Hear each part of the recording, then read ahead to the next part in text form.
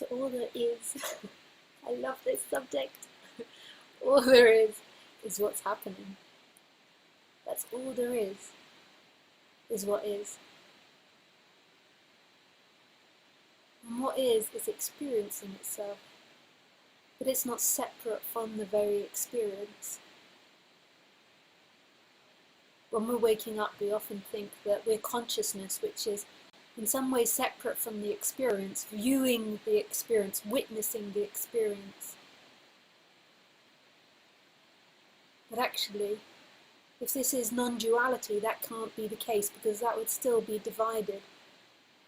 The consciousness doesn't actually exist. All there is everything experiencing itself, and that everything is nothing. There isn't any witness that's separate from those things. There is only witnessing, which is all things.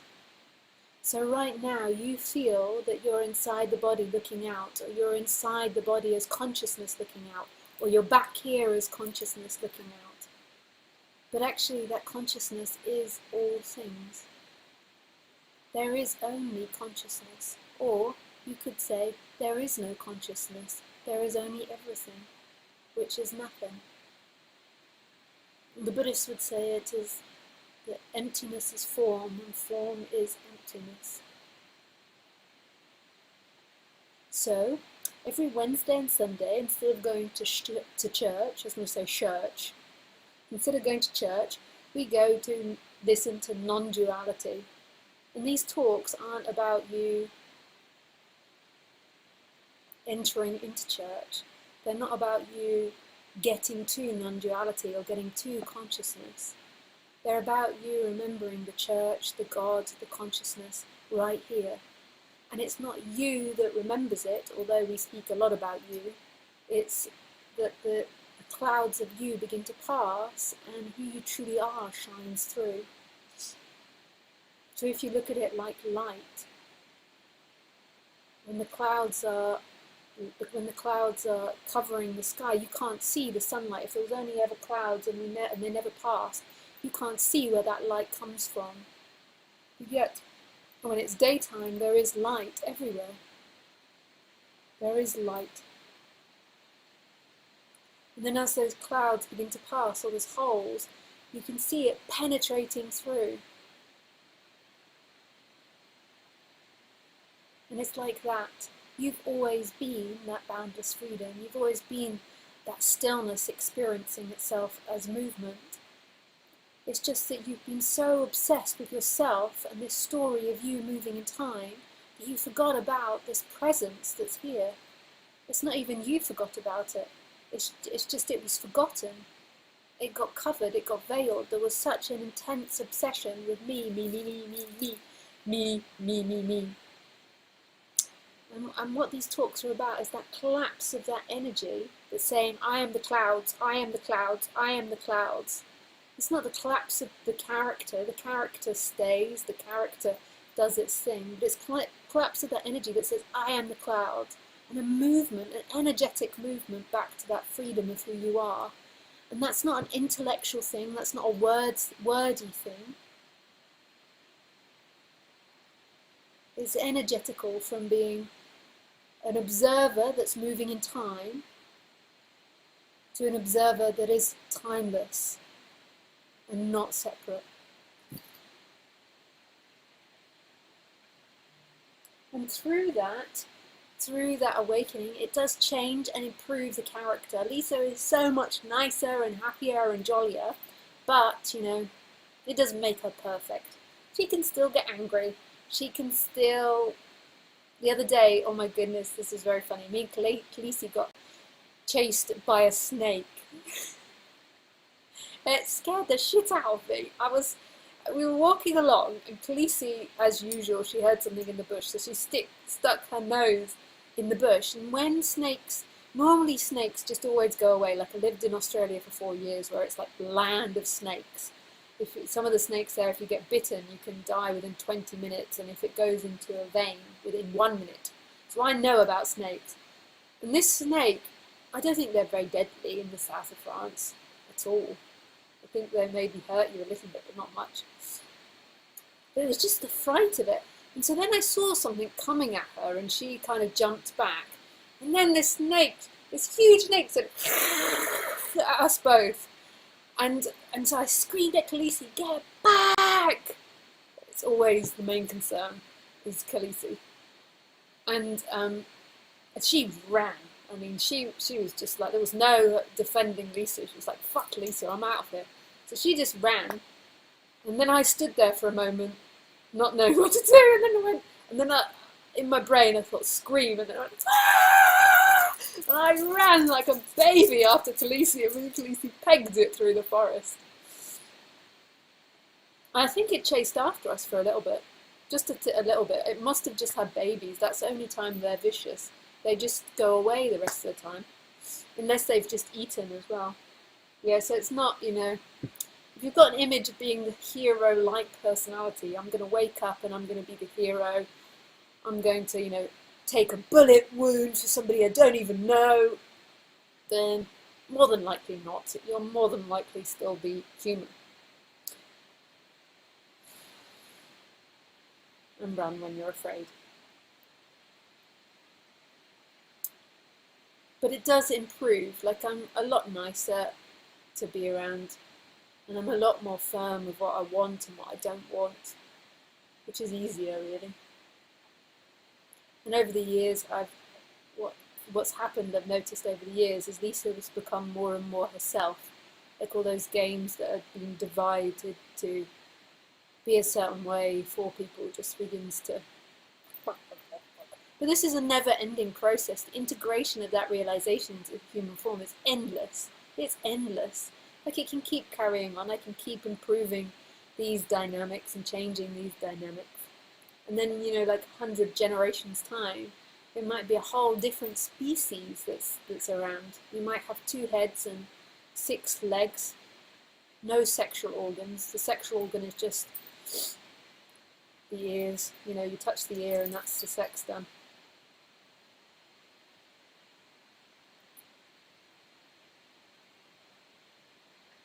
There's huge ears. Everyone will be wanting huge ears. Like, that will be the thing. To have huge sexual organs. Remember big ears from Noddy? Like big ears.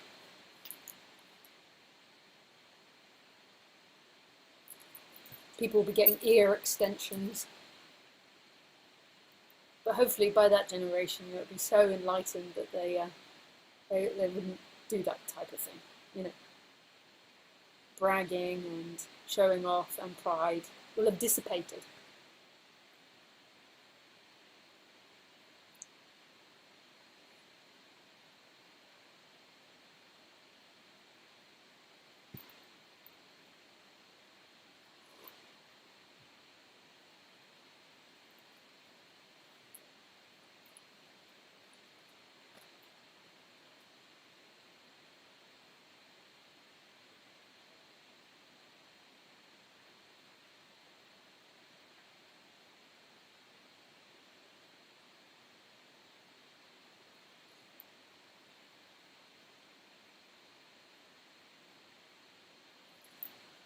We'll have nothing to write our TV series about because we'll all be so peaceful. We'll have no dramas. There'll be no ability to write a TV show like Scandal, or what's that white collar one called? With Kevin Spacey in it. Forgotten, but nobody will screw each other over, so you won't be able to have those. Well, apparently there's hello. There's lots of crackling.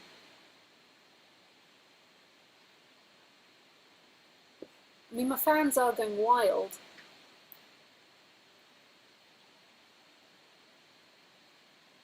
House of Cards, that's one, Bruce. Is anyone else reporting crackling? My fans are wild, but I've got this set up so that you shouldn't be able to hear it. I can hear it. Oh, I know why. In my speakers properly. My mics. That should be better. Is that better, Phyllis?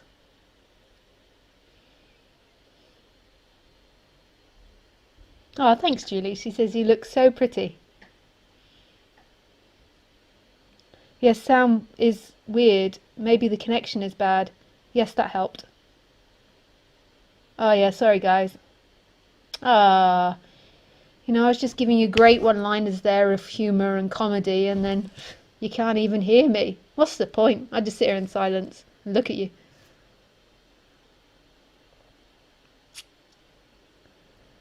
Brilliant, brilliant non-duality, and nobody could hear.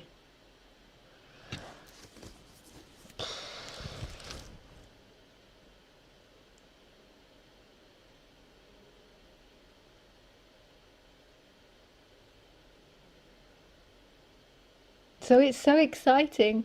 There is nobody looking here. Nobody's ever suffered. You think, I'm looking at Lisa, I'm hearing Lisa. That's what you think, that's what you've been taught, that's what you've been indoctrinated by the society. But who is this one looking? Who? Who looks? Me, me, me, me. Who is this me? There is nothing looking here.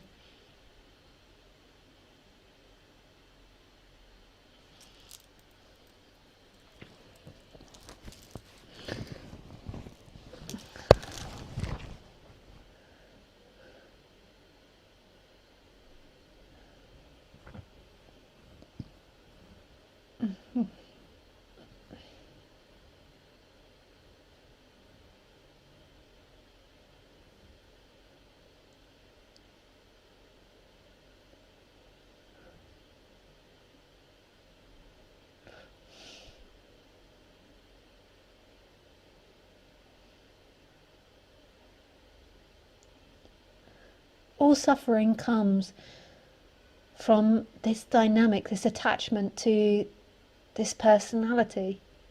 That you are this personality, that you were born in this form and that you're going to die in this form. And then what happens in the instrument is it begins to build up these really weird dynamics. This idea that your life is your responsibility. This idea that you could have a happy life, that you could have an unhappy life. Whereas really all of that's irrelevant. What's relevant is what's happening. But we begin to form these thought processes on something that's not here and doesn't even exist, a lie on something that's not true. So our thoughts begin to go wire off the wall about worry, anxiety, what's going to happen tomorrow. And then the feelings do too. And we don't even know what comes first, whether it's the thoughts or the feelings, but it builds. So there's anxiety in the thoughts, and then there's anxiety in the body. And then to get away from the anxiety and body, because that's really uncomfortable, more attention goes to the thoughts. AWOL, AWOL, AWOL. Okay, I just have to get up and let Khaleesi in.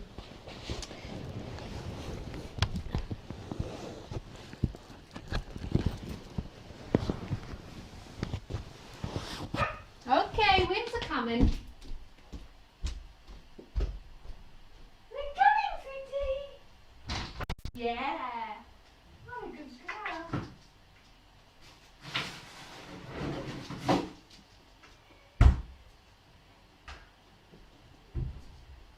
Yeah. You're such a good girl, sweetie. Yeah.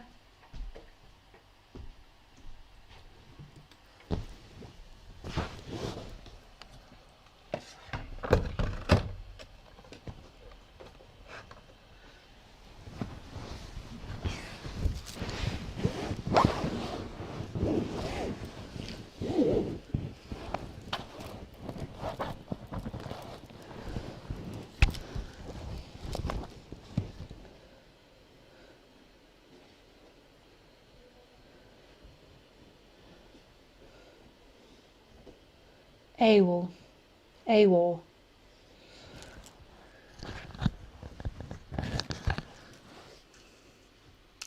And it's all from this lie. And who you truly are is totally free and boundless. It's so big. So what's looking now, what's experiencing this, isn't separate from all things. And all things go on infinitely. I know you think, no they don't, They stop here and there's a world outside. But what's your actual experience? The actual experience isn't that they stop in this room and that there's a world outside, so therefore they're divided. The experience is endlessness. No start, no beginning.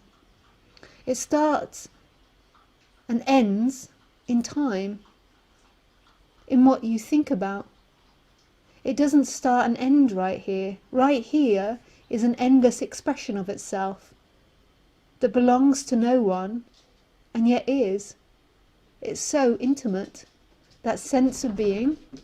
So in traditional non-duality, the sense of being would most probably be the I am, and the consciousness is the looking. But here we can just call it presence. That sense of this is, this perception that it is, and a sense of aliveness that comes with it.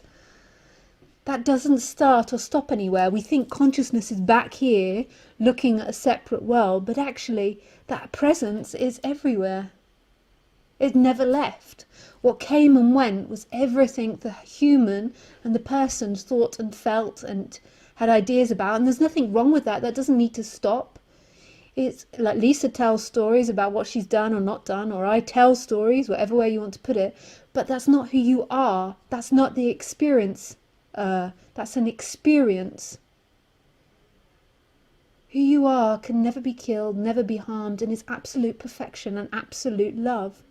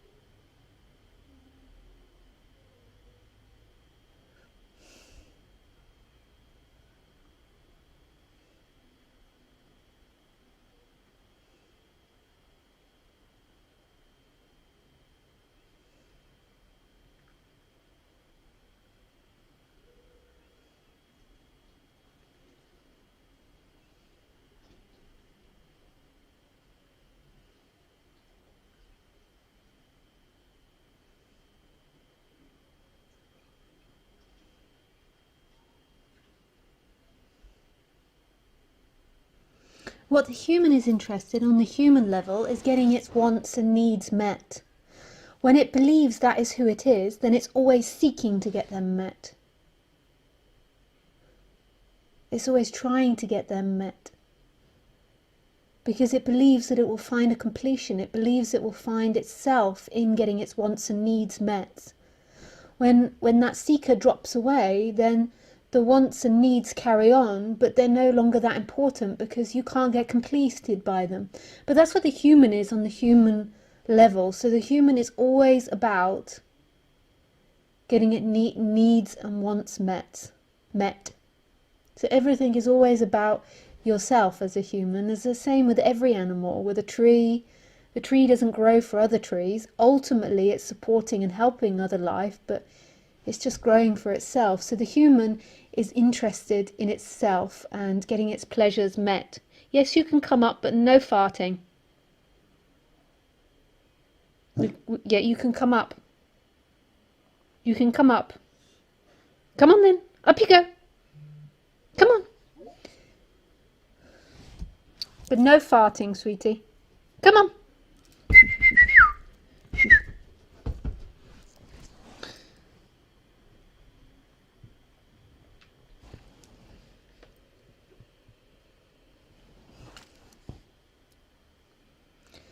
So everything that you talk about and do is about giving yourself pleasure.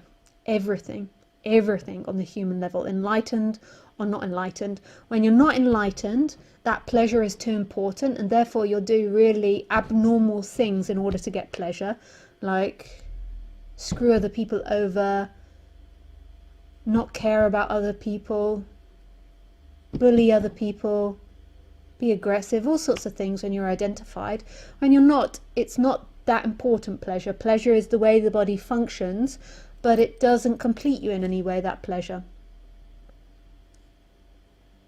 So the way in which you talk to people.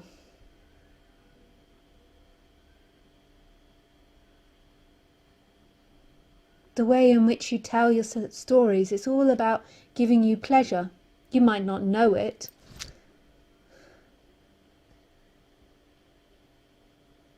But the story is about what you're interested in. The story is about you, enlightened or not enlightened, and something you're interested in, or trying to impress the other person. Always.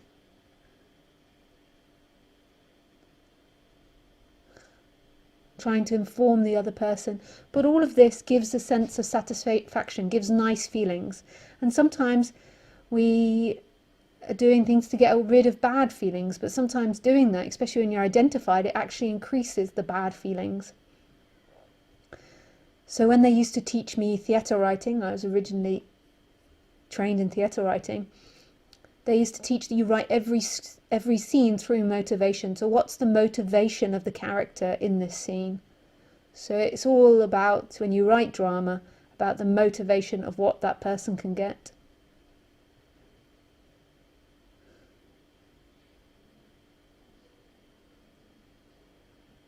And you don't need to beat yourself up for this.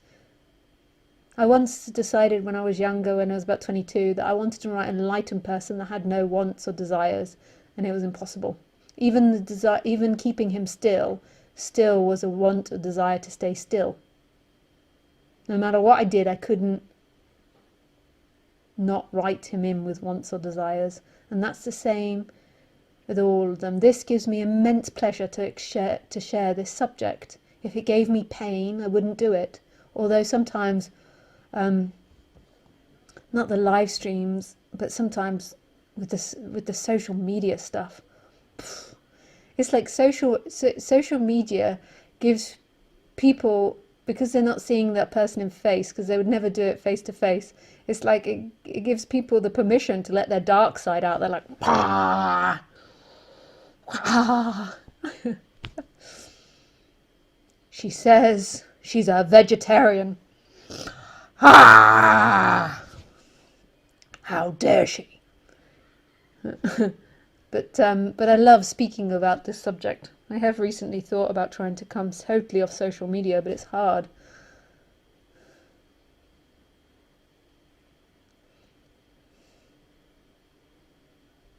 So then that's not very pleasant for me, the social media side. So there's a movement away from that pain. When you believe who you are is that person, then the pleasures and pain become so important. So important.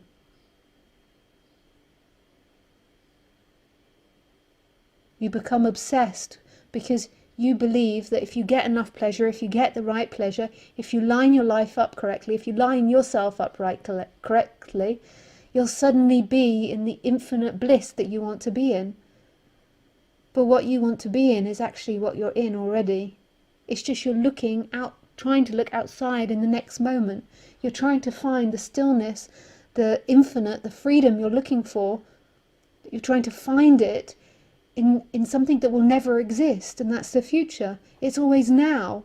It's always this, so it has to be here. It has to be here. Because you never, ever, no matter how much you try, no matter how much you want, manage to get to the future. No matter how much you imagine it. And just think about it. You never manage to get a feeling to stay. You never manage to get a thought to stay. You never manage to get an object to stay. So it can't be in that. But the mind is obsessive about it. I will make it work.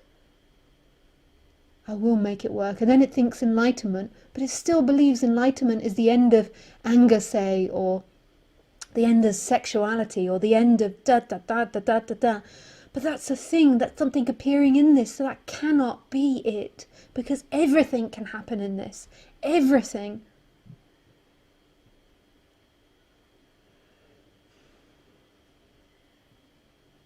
This is where it is.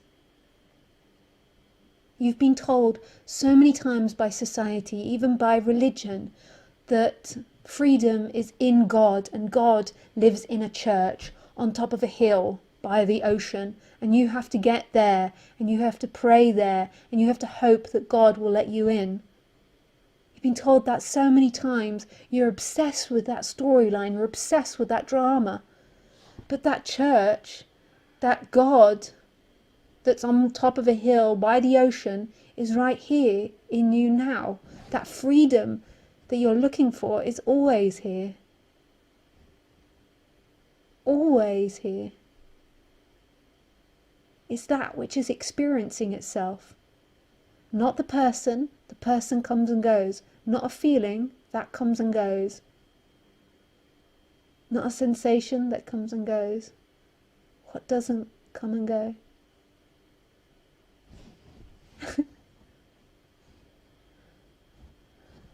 And now we're going to take questions.